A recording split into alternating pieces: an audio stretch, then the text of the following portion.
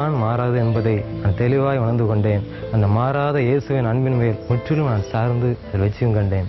அன்பு சகோதரன் இம்மானுவேல் ஆண்டவரை பற்றி அறியாத குடும்பத்தில் பிறந்து இன்று இயேசு கிறிஸ்துதான் இரட்சகர் என்று சொல்லி அவன் பிரஸ்தாபப்படுத்தி வருகிறான். அந்த பெரிதான கிருபைக்காக எல்லாம் வல்ல ஆண்டவராய் இயேசு கிறிஸ்துவை நான் நன்றி செலுத்துகிறேன், துதிக்கிறேன். என்னுடைய சித்தி ஒருவர் என்னை ஆவிக்கிற பாதையில் சரியாய் நடக்க எனக்கு உதவி செய்தார்கள். அவருடைய ஆலோசனைகள் என்னை மேலும் காலொண்டி நிற்க செய்தது. இப்ப விடுதலைக்குல ஆண்டவர் இவனை வசித்திருக்காருன்னா எனக்கு பெரிய ரொம்ப சந்தோஷம், ரொம்ப சந்தோஷம் பார்த்துக்கிடுங்க. நம்ம இப்படி பையன் இப்படி ஆண்டவர் ஊழியத்துல இருக்கான்னா எவ்வளவு சந்தோஷம்னு பாருங்க. அவன் ஒரு தெரியாம அறியாம இருந்து ஆண்டவர் அவன் தெரிந்து கொண்டு இப்படி ஊழியத்துல இருக்கணும்னா எவ்வளவு பெரிதான கிருபைன்னு பாருங்க. அதிசயம் ஆண்டவர் அவளை செய்திருக்காரு. இன்னும் மேலும் மேலும் வளர்ந்து இன்னும் ஊழியத்துல அவன் பெரியவனா வரணும். அந்த இடத்துல சாட்சியா அவனை என்ன செய்யணும், நிறுத்தணும். சரியாய் நான் ஆலயத்துக்கு செல்ல வழிநடத்தப்பட்டேன். சுவிசேஷ பாரம் எனக்குள் அதிகமாக இறங்கியது. இயேசுவை குறித்த பக்தி வைராக்கியம் என அதிகமாய் நிரப்பியது. நான் கண்டுகொண்ட இயேசுவை மற்றவர்கள் அறிந்து கொள்ள வேண்டுமே என எனக்குள் அதிகமாய் நான் உறுதி கொண்டேன். கிடைக்கும் நேரத்திலெல்லாம் இயேசுவை குறித்து நான் அறிவிக்க ஆரம்பித்தேன். என் மகன் ஆண்டவரோட ஊழியத்தை செய்யும் போது எனக்கு ரொம்ப சந்தோஷமா இருக்குயா. எங்க தம்பியை நினைக்கும் போது ரொம்ப சந்தோஷமா இருக்கு. அந்த சோதனை நினைக்கும் போது சந்தோஷம் அடைகிறேன். எல்லா விதத்திலும் அந்த மகன் மிகுந்த ஒரு மகிழ்ச்சியான ஒரு மகன், பொறுமை, அன்பு, விசுவாசம் மற்ற எல்லா காரியத்திலும் முதன்மையான ஒரு மகன், கர்த்தருக்கு பிரியமான ஒரு பிள்ளை. அப்படிப்பட்ட மகனை பார்ப்பதில் எனக்கு ரொம்ப சந்தோஷம். பயங்கரமான குழியிலும் உளையான சேற்றிலும் இருந்த என்னை கர்த்தர் தூக்கி எடுத்து கண்மலின் மேல் உயர்த்தி என் கால்களை உறுதிப்படுத்தி அவர் துதிக்கும் புதிய பாடல்களையும் என் நாவிலை கொடுத்தார். மகிமையான அவருடைய ஊழியத்தை செய்யவும் தேவன் எனக்கு கிருபை செய்திருக்கிறார்.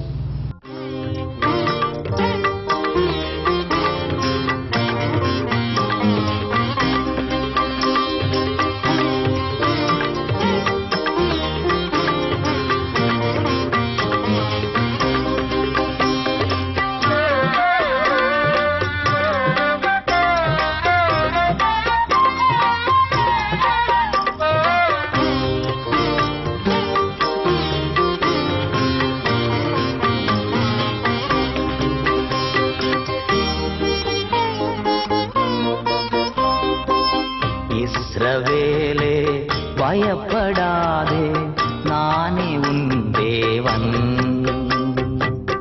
இஸ்ரவேலே பயப்படாதே, நானே உன் தேவன். வழியும் சத்தியமும் ஜீவனும் நானே. வழியும் சத்தியமும் ஜீவனும் நானே. இஸ்ரவேலே பயப்படாதே, நானே உன் தேவன்.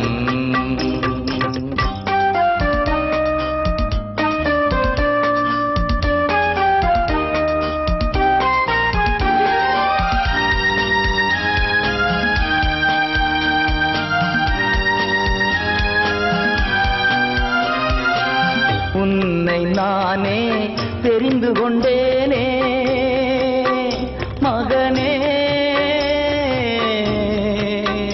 மகளே. உன்னை நானே தெரிந்து கொண்டேனே, உன் பெயர் சொல்லி நான் அழைத்தேனே. உன் பெயர் சொல்லி நான் அழைத்தேனே. ஒருபோதும் நான் கைவிட மாட்டேன், கைவிட மாட்டே. வழியும் சத்தியமும் ஜீவனும் நானே. இஸ்ரவேலே பயப்படாதே, நானே உன் தேவன்.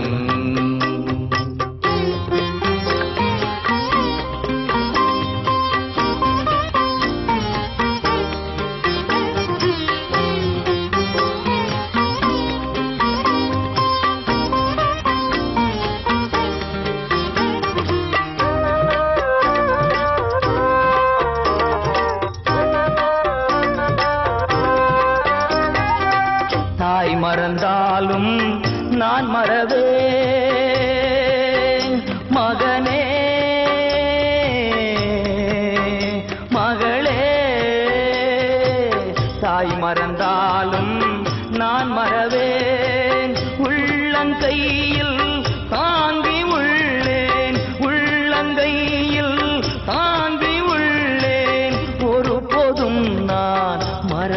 போவதில்லை, மறந்து போவதில்லை. வழியும் சத்தியமும் ஜீவனும் நானே.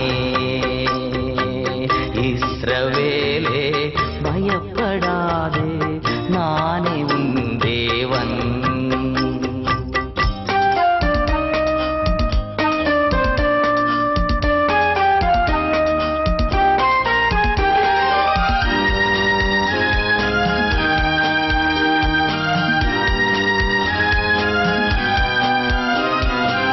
துன்ப நேரம் சோர்ந்து விடாதே மகனே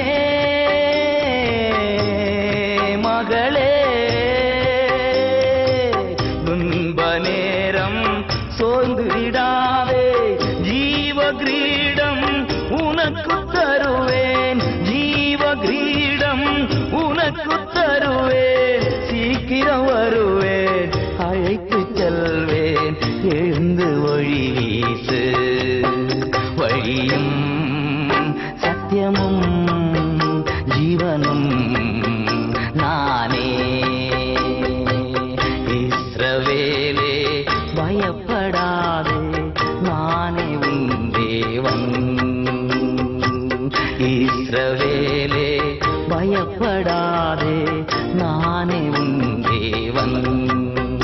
வழியும் சத்தியமும் ஜீவனும் நானே. வழியும் சத்தியமும் ஜீவனும் நானே.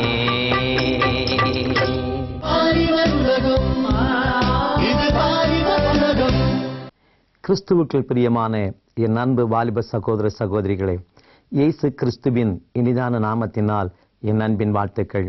இந்த வாலிபர் உலக நிகழ்ச்சியிலே உங்களை சந்திப்பதில் நான் மகிழ்ச்சி அடைகிறேன். காரணம், வாலிபர்களை ஆண்டவர் அதிகமாய் நேசிக்கிற ஒரு ஆண்டவர். ஆனால் இந்த நிகழ்ச்சியிலும் உங்களை சந்தித்து உங்களுக்காக செபிப்பதிலே நான் அதிகமாய் மகிழ்ச்சி அடைகிறேன். ஆனாலும் உங்கள் ஆசீர்வாதத்திற்காக நான் செபிப்பதற்கு முன்பாக தேவனுடைய வார்த்தையும் நான் பகிர்ந்து உங்களுக்காக நான் செபிக்க விரும்புகிறேன். எனக்கு அருமையான சகோதரனே, என் அன்பு வாலிப சகோதரி, இன்னைக்கு அநேக வாலிப உள்ளங்களில் இருக்கிற ஒரு நினைவுகள் என்ன? என்னை நினைப்பதற்கு யாருமே இல்லை. வாழ்க்கையில் போராட்டங்கள் வருகிற பொழுது, பிரச்சனைகள் வருகிற பொழுது, தோல்விகளை சந்திக்கிற பொழுது என்னை புரிந்து கொள்வதற்கு யாருமே இல்லை. என் மன நிலைமை என்ன, என் மனதின் வேதனைகள் என்ன, யாரும் என்னை சரியாக அறிந்து கொள்ளவில்லையே என்று சொல்லி இன்னைக்கு அநேக வாலிப பிள்ளைகள் சோர்ந்து போய் விடுகிறார்கள். வாழ்க்கையில் நம்பிக்கை கூட இழந்து போய் விடுகிறார்கள். ஆனால் எனக்கு அருமையானவர்களே, வேதம் என்ன சொல்லுகிறது? உங்களை இயேசு மறக்கிற ஒரு ஆண்டவர் அல்ல. வேதத்திலிருந்து ஒரு வசனத்தையும் நான் இன்றைக்கு உங்களோடு பகிர்ந்து உங்களுக்காக நான் செபிக்க நான் விரும்புகிறேன்.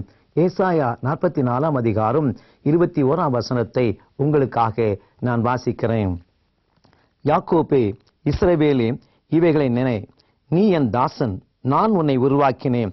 நீ என் தாசன் இஸ்ரவேலே, நீ என்னால் மறக்கப்படுவது இல்லை. எனக்கு அருமையான வாலிப சகோதரனே, என் அன்பு வாலிப சகோதரி, இயேசு அழகாக சொல்லுகிறார், நீ என்னால் மறக்கப்படுவதே இல்லை. காரணம் என்ன தெரியுமா?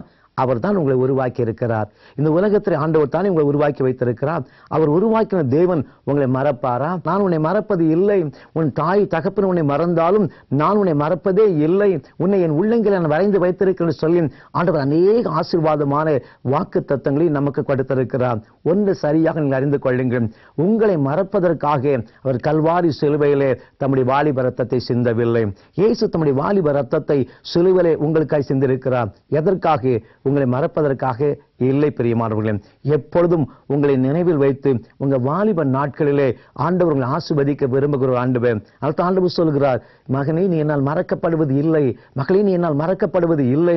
யார் உன்னை மறந்தாலும் சரிதான். ஒருவேளை உன் தாய் தகப்பன் கூட உன்னை மறந்து போய் விடலாம். உன் நண்பர்கள் உன்னை மறந்து போய் விடலாம். நீ நேசித்த உன் உறவினர்கள் கூட உன்னை மறந்து போய் விடலாம். யார் உன்னை மறந்தாலும் உன்னை மறவாத ஒரு நல்ல நேசர் இயேசு உண்டு என்பதை நீங்கள் முதலாவதாக அறிந்து கொள்ளுங்கள். வேதத்திலிருந்து ஒரு சம்பவத்தையும் நான் சொல்ல விரும்புகிறேன். தாவீதுடைய வாழ்க்கையை சற்று யோசித்து பாருங்கள். பெற்ற தகப்பன் கூட தாவீதை மறந்து போய்விடுகிறான். அவனை நினைக்கவே இல்லை. அந்த வசனம் அழகாய் சொல்லுகிறது. 7 குமாரர்களை சாமுவேலுக்கு முன்பாக கொண்டு நிறுத்துகிறான். எல்லாரும் நிறுத்திவிட்ட பின்பு சாமுவேல் தான் கேட்கிறான், வேறு பிள்ளைகளா உனக்கு கிடையாதா என்று கேட்ட உடனேயே அப்பொழுதுதான் அவனுக்குள்ள ஒரு நினைவே வருகிறது. அதுவரையும் தாவீதை குறித்த ஒரு நினைவே அவனுக்கே கிடையாது. மற்ற பிள்ளைகளை நினைக்கிறான், தனக்கு 8வது ஒரு குமாரன் தாவீது இருக்கிறான் என்பதை பெற்ற தகப்பனாக ஈசாயை கூட அவனை நினைக்கவே இல்லை. ஆனால் தகப்பன் நினைக்கவில்லை, அவனை பரலோகத்தின் தேவன் நினைவு கொண்டார். அவர் சொல்லுகிறார், இல்லை, இவனுக்கு இன்னொரு மகன் இருக்கிறான், இவன் மறந்து போய்விட்டான், நான் மறக்கவில்லை, அவன் எங்கே என்று கேள். யோசித்து பாருங்கள், பெற்ற தகப்பன் ஈசாய் தான் பெற்ற மகனாக தாவீதை மறந்து போய்விடுகிறான். அவனை நினைவு கூற மனம் வரவில்லை. ஆனால் தகப்பன் மறந்தாலும் ஆண்டவர் பரலோகத்தின் தேவன் தாவீதை நினைவு கூர்ந்து தீர்க்கதரிசி சொல்லுகிறார், நான் அவனை நினைவு கூறுகிறேன், அவனை அழைத்து வர சொல்லு. கர்மியா தேவனுடைய பிள்ளையே, இன்றைக்கு நீ நினைக்கிறான், எல்லாரும் என்னை புரிந்து கொள்ளாத